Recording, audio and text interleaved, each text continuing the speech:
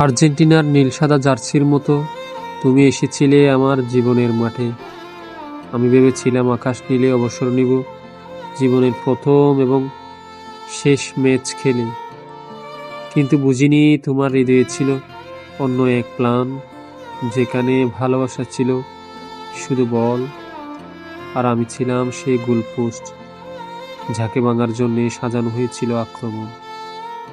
আমার হৃদয়ের ডি বক্সে ঢুকে তুমি যে শেষ প্রতারণার গোলটি দিলে, সেদিন বুঝেছিলাম ভালোবাসা নিছক খেলাই ছিল। তুমি শুধু জিততে চেয়েছিলে। তোমার প্রতিটি ডিবল ছিল এক একটি মায়া, প্রতিটি ছলনা ছিল নিখুঁত শৈল্পিক পাস। কি অসাধারণ দক্ষতায় তুমি আমার বিশ্বাসের রক্ষণভাগ ভেঙে করলে সর্বনাশ। আমি মেনে নিয়েছিলাম তোমার প্রতিটি পাউল, ভেবেছিলাম এগুলো হয়তো ভালোবাসা। কিন্তু তুমি যখন আমাকে বদলে অন্য কাউকে সেই মাঠে নামালে,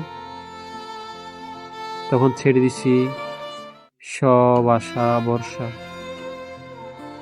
শেষ বাঁশি বেজে গেছে, আমি আর ফিরছি না।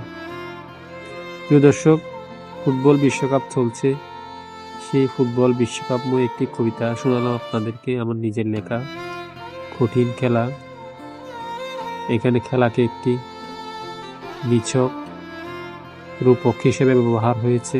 যদি কবিতাটি ভালো লাগে শেয়ার করতে পারেন। ধন্যবাদ সবাইকে।